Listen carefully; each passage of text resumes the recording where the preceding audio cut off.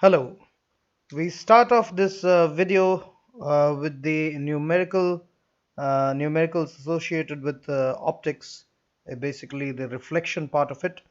As I had mentioned in the previous theory video, that I'd actually given a question related to reflection, where I had said that we need to prove that if supposedly a mirror is rotated by a certain angle, theta, let us say, then the reflected ray will be rotated through an angle 2 theta. Well, let's just prove that. Well, this is a mirror. Let's say this is marked as M1, M2, the ends of the mirror. This end is the non-reflecting or the shaded portion, the silvered one, and the this side obviously is the top side that you see is the reflecting surface. Now, if we are to consider an incident ray falling on it, so this supposedly is an incident ray falling on it. I'll make sure that this incident ray isn't falling at least at 45 degrees, because that makes the diagram very uh, different from what we aim for. So this is the incident ray. It is supposedly making a certain angle theta. This is the normal. Let me name it as at the point O. It strikes the mirror at the point O. This is IO, the incident ray. And this is making a certain angle theta with respect to the normal. And then, well, let's say this is I instead of theta. Let me just say this is I, the angle of incidence, that is. So I, let me just write it for you. I is the angle of incidence.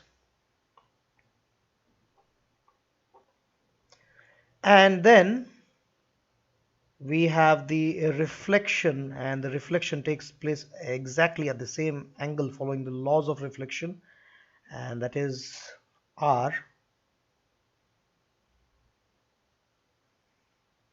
And this is OR is the reflected ray, and the R, small r, is the angle of reflection, where obviously R, angle of reflection, is equal to the angle of incidence, that is I is equal to R, following the laws of reflection. Then we rotate the mirror through a certain angle theta, let us say. So this is supposedly the new position. The dotted line is supposedly the new position of the mirror now, such that M1 initially was over here. Now it has come down over here, and M2 there. So this has rotated through an angle theta, and so will its normal. The normal, which is obviously perpendicular to the surface of the mirror, that will be rotated through an angle theta as well, because the mirror was rotated through an angle theta. And now the angle of incidence that we see is not I, but it is this angle. Now let this new position of the normal, imaginary normal, of course, is n dash. And here this angle that we see, this angle now is I minus theta. And with that being the new angle of incidence for the twisted or for the rotated mirror, we will have a similar angle of reflection following the laws of reflection. That is, if that is the angle, let me draw it for you in another ink. So now we have this is the angle of incidence now, and we have the same angle of reflection. That will be this one. And so the reflected ray now is along this line. We name it as OR dash or OR prime, whatever you can say. So this angle now that I've drawn with the red marking is I minus theta, and let that be equal to supposedly r dash, just for the sake of naming it. So the angle or the reflected ray now has rotated through this much angle that I have just denoted by the letter or the denoted by the symbol alpha over there. So we need to see if alpha is equal to 2 theta. Well, let's see for ourselves. Now, because we had this, we will be obtaining that value, that is alpha is simply equal to r o r dash. And what is r o r dash? Well, r o r dash is simply equal to NOR, that is the initial angle of reflection that we were observing, that minus NOR dash, right? And if you observe it closely, what you'll find is that NOR minus NOR dash, well, we do not have a direct value for it. What we can do is NOR dash is simply N dash OR dash minus N dash ON. It may seem pretty messed up, but if you are observing the figure correctly, then you will follow it pretty well. In fact, you can draw it in a magnified way in your own notes while you are watching this video. You can pause it and you can draw it by yourself, and you will find it way too easier to understand what I'm trying to explain over here. In case you have visibility issues, then you can just zoom in by pausing the video as well. Now this NOR, well, let me just write it once again with the brackets out of the equation. Now this becomes plus N dash ON. Now N dash OR dash, well, that was simply equal to the angle of reflection, for the new angle of reflection, that is R dash, that I had denoted over here. And what was the value in that case? Well, that was I minus theta, because the angle of incidence now had become I minus theta with the rotation of the mirror, and so will be the angle of reflection following the law of reflection. Plus this is NON dash. Well, NON dash is the angle between the initial and the final position of the normal, and obviously it is theta because the mirror has rotated through theta, which is over here. And so finally what we have is NOR. Well, NOR is the initial angle of reflection, which is equal to the initial angle of incidence, that is equal to I, following this case over here at the bottom that I've written. So what if we open the brackets, what we find is I, this becomes minus I, this becomes plus theta, and this becomes plus theta. So the i's can get cancelled out, and all that we are left with is 2 theta, that is the angle between the initial and the final reflected ray upon rotation of the mirror. So if the mirror is rotated through an angle theta, that is over there, then the reflected ray gets rotated through an angle twice of theta, or twice of the angle of rotation of the mirror. This is used in various ways, or various observations that we take during the experiments, and it's quite handy when we know this phenomenon. We can put it to our use effectively.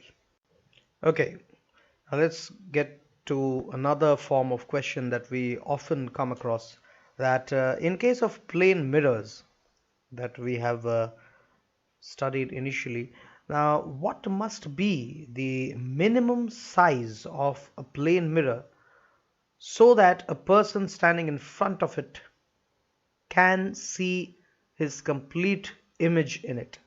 Now, the person standing in front of the plane mirror is of a certain height, and with respect to his height, we need to give the length of the minimum length of the mirror.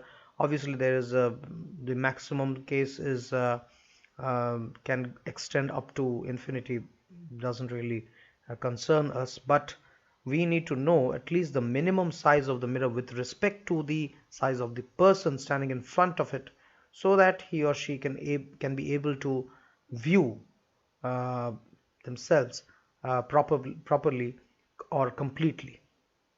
Let's just check that out.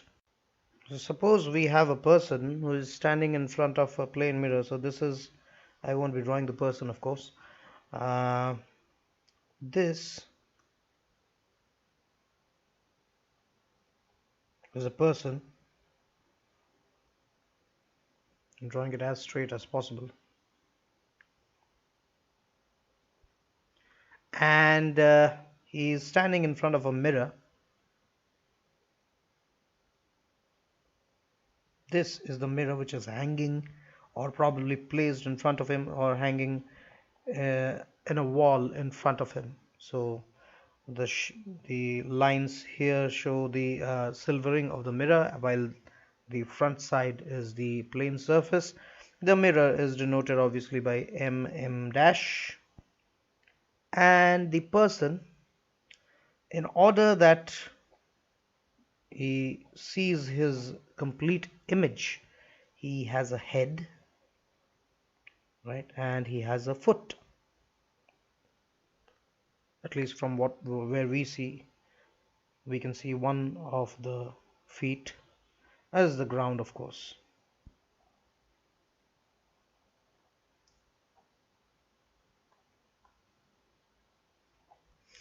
Now, in order that the person sees his image completely, what happens is that the light which is coming, or it is reflected from his head, it falls at the topmost point of the mirror, and then let this be the normal.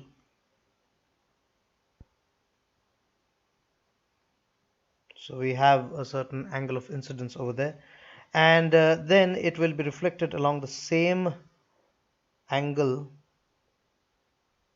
obeying the law of reflection, of course.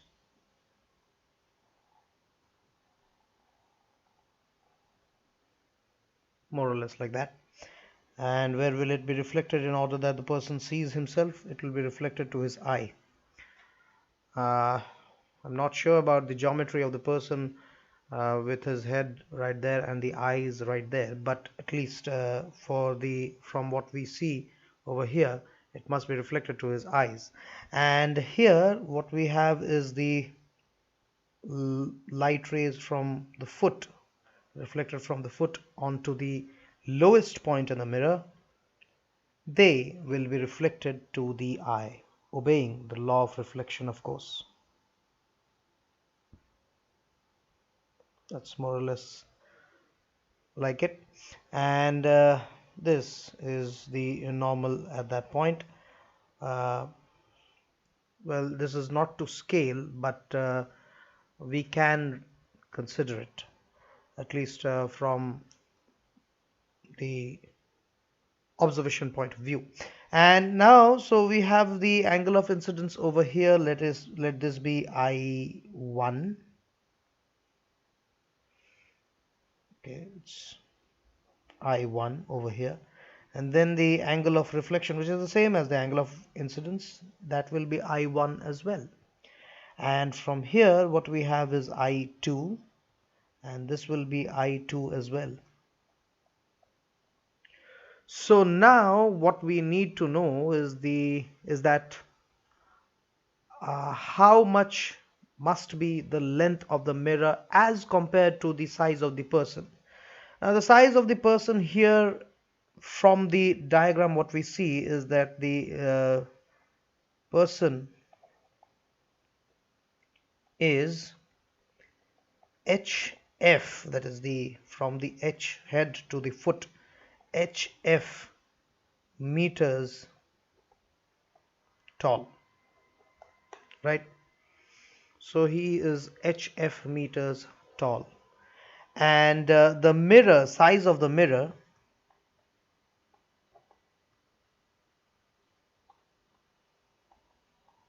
is mm prime. So all we need to do is find the relation between HF and mm. Well, from the diagram, it is quite obvious that what we can do is we can just drop a perpendicular from the point E over to this point on the mirror, and dropping a perpendicular there, we just name it uh, with some notation N, suppose. Now this is N, right? So Mn now, well, if you observe it from the head, I mark a point. Let us say this one is O, and this one is O dash, where the second normal from the bottom of the mirror falls on the person. So what we have over here is that OE is equal to MN. That's a simple geometrical thing to consider, because they are completely perpendicular lines from E over to N and from M over to O. So because these are normals, so OE is equal to MN. But what we also have is that OE is also equal to HO. Why? Because the angles are the same, I1, I1, and the rays, obviously the person is standing straight, so the rays, they come from the head of the person and they return to the eye, and the head and eye, they are on the same level or the same line, of course. So HO has to be equal to OE for the same angle of incidence and reflection, that is I1 and I1. So is the case at the bottom. Now this is one case,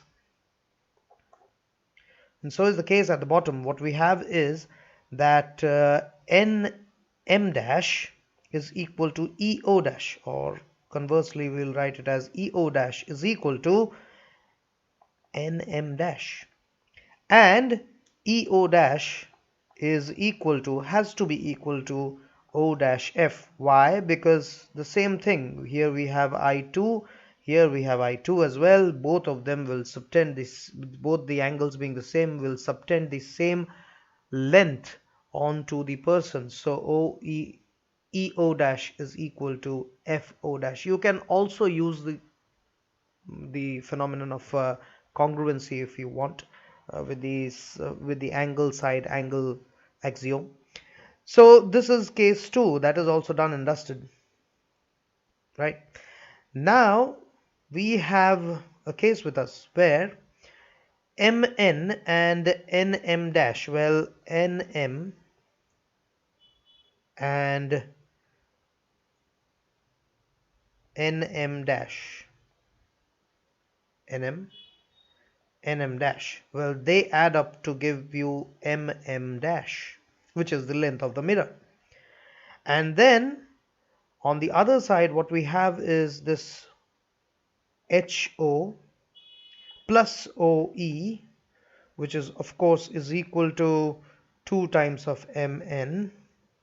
That is what we see over here. HO is equal to OE.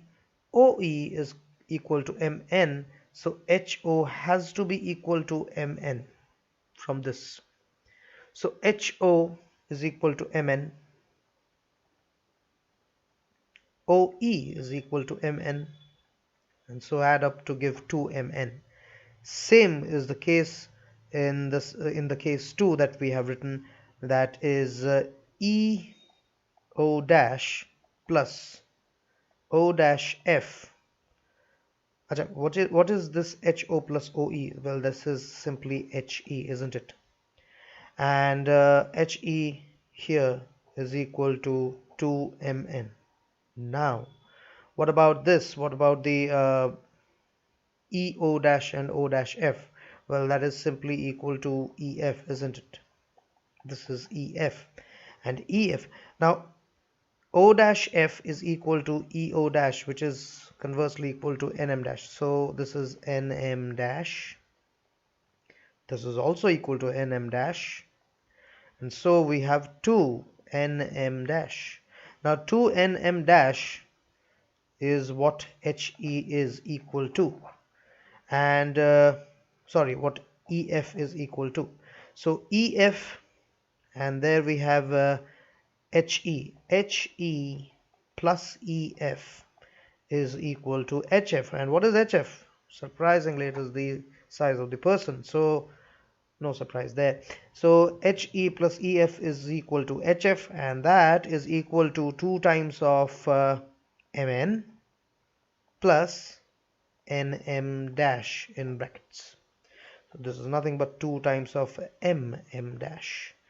So that means HF has to be equal to 2 M dash, or simply put it like this, MM dash, that is the size of the mirror, must be at least half the size of the person, so that the person can see himself completely in the mirror. So next time, if you have a height of say, suppose if you are 5 feet 10, 5 feet 8, then you need to stand in front of a mirror which is at least 2 feet 9 inches, or 2 feet 9 inches, or 2 feet 10 inches, uh, in order to see yourself completely over there. Well, you convert those into inches, that is easier, because 5 feet 10 inch is approximately 70 feet, and then so you have 70 inches, sorry, 70 inches, and so you must stand in front of a mirror which is 35 inches. So 35 inches means 2 feet 11 inches, right? So likewise you can calculate it in terms of feet, and in terms of meters. If you are 1.5 meters in height, then 0.75 meters must be the minimum length of the mirror, or the plane mirror, so that you can see yourself completely in that. Well, let's just consider another case, another interesting case, where you can consider the minimum size of the mirror when you are standing at the middle of a room which has a wall. Obviously it has two walls facing, it has four walls of course, but you're standing in the middle of the room, and you have a mirror in front of you hanging on one of the walls. What must be the minimum size of that wall, so that of that mirror, so that you can see the complete wall behind you, so that you can see the complete wall behind you, not yourself. Well, in order to see yourself, it was the condition was that it must be half of your size.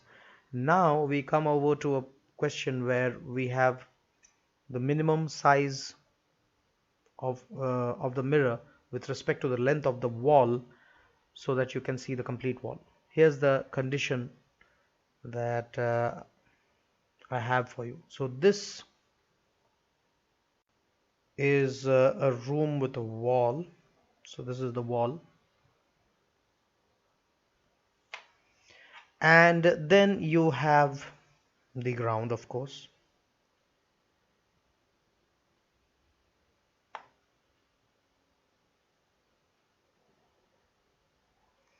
You are standing somewhere in the middle, exactly in the middle, not somewhere. More or less, this is the middle of the room, and you're standing over there. You wish to see, this is you, and you wish to see the wall completely which is behind you. Now there's a mirror right in front of you.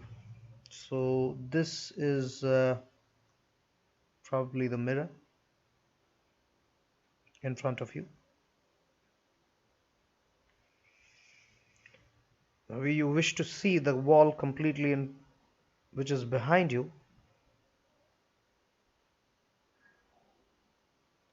this one, you want to see it completely,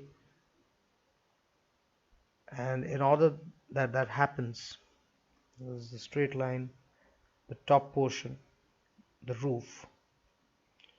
So you want to see this corner and you want to see this corner as well. In order that that happens, let's just name this room. This is some A B C D. Let's just name it like that. A B. It has the mirror in it. That is M M dash, and the light from the top corner falls on the mirror at the top point of the mirror.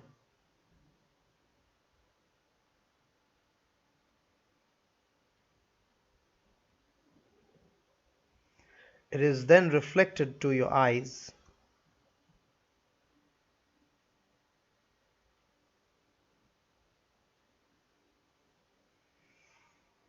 So this is how the ray enters your eye, and then from the bottom again it is reflected to your eyes. Now the length of the mirror here will be in relation to the it will be in relation uh, to the length of the given room, not your eyes. So this is CD, supposedly the wall behind you, and this is your eyes, and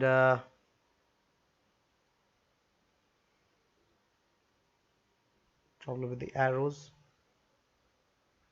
there. Okay, now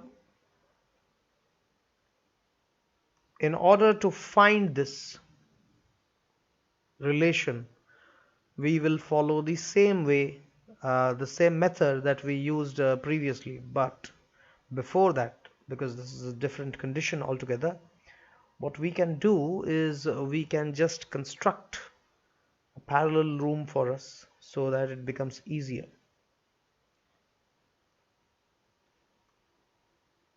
We extend the room, right?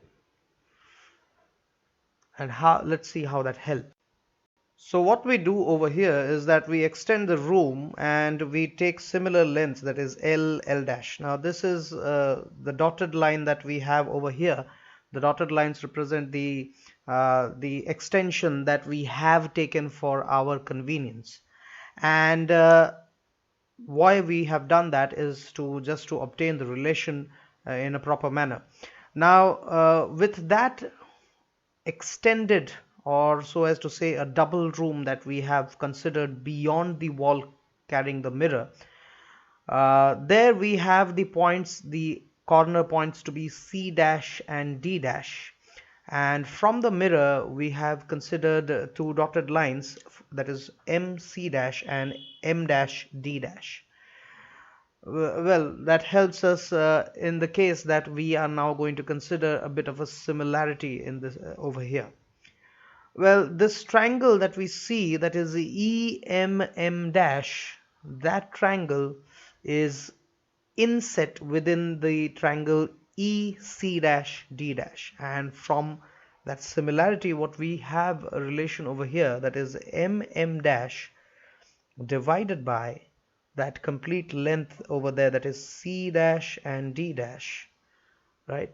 That will be equal to one of the arms. We can take one of the arms, that is EM dash, suppose EM dash divided by that complete length, that is ED dash, right? So now EM dash, if you look at the triangle, let me point that out for you. uh, I'm naming this point as O over here. So I have another triangle, that is EOD dash, this triangle EOD dash, and then I have the triangle that is m dash b and d dash, m dash b and d dash. Well, in that triangle, if you see em dash divided by ed dash, that is the complete length, em dash, this one, em dash, ed dash, the complete length that we have taken over here, that will be equal to, well, the length over there is simply OB divided by OD dash. Well, OB by OD dash, well, if you observe it, well, we'll observe it later, but now with this being the same thing, these two things have to be the same. That is, MM dash divided by C dash D dash will be equal to OB divided by OD dash. Now comes the case where what we were looking for. Now, if you observe closely, what I have said initially is that the person is standing exactly in the middle of the room. Now, this length OB, that has to be equal to L by 2, isn't it? Because he's standing exactly at the center of the room, facing the mirror. So this is L by 2. And then what we have is the length BD OD dash. Now OD dash is OB plus BD dash, isn't it? Which is simply L by 2 for OB, and BD dash, as you know, we have taken it to be of the same length. And so now we have L by 2, and this is 3L by 2. The 2's can cancel out, the L's can cancel out. What we are left with is 1 by 3. That means the mirror MM dash is equal to 1/3 of C dash D dash. Well, C dash D dash, we have taken just a reflection or just a complete sketch of on the other side, the symmetrical sketch on the other side for this length CD. So CD dash obviously is equal to CD. So the minimum length of the mirror must be 1/3 of the length of the wall, so that a person standing exactly in the middle of the room sees that wall which is behind him completely as he faces the mirror. Quite interesting, this case. Well, to move forward, what we see is that whenever a mirror, whenever we have a reflection from a mirror, what we see is that this is supposedly the mirror with the shaded portion, the silvered portion at the back, and there's an incident ray which is falling on it, and it makes a certain angle of incidence. This is I, and then it is reflected through this line, and this is obviously R, which is equal to I. Now what we have is that this incident ray obviously is not going along its path, it is deviating. So this angle is the angle of deviation. So every time an incident ray falls on a reflecting surface, it gets deviated. And what's the angle of deviation in this case? Now the angle of deviation, obviously delta here, as we can see from the geometry, is that this completely would have been 180 degrees, and from 180 degrees you have missed out, or you have taken away 2i. So this is simply 180 degrees minus 2i. This is the angle of deviation. Now what I'll leave you with is a question. Now the question is that if we have two mirrors, this is one mirror and this is let us say another one. If we have two mirrors and they are inclined at an angle theta, what I need you to tell is whenever an incident ray falls on it,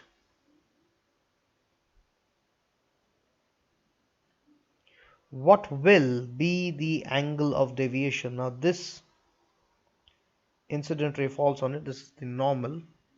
I'm completing the diagram for you. This is the normal. So angle of incidence, angle of reflection being the same. So it's more or less like this. It falls on the other mirror after getting reflected from the first one, and it falls over there, and then from that mirror it is reflected once again, obeying the laws of reflection as well, like that, somewhat like that. The question is that what will be the angle of deviation in this case? Now the angle between the mirrors is theta. The case is that the angle of deviation in this case does not depend on the angle of incidence. It simply depends on the angle between the mirrors, that is theta. And what I need you to do is just try this out and find out the relation with of the deviations, the complete deviation. The deviation in this case with relation to the angle between the mirrors. So there's a relation there. What I need you to do is just obtain it, try it for yourself and find out. In case you have the answers, you can just comment or mail me, and then I'll be doing this, I'll be trying this in the next video for sure. Till then, thank you for watching.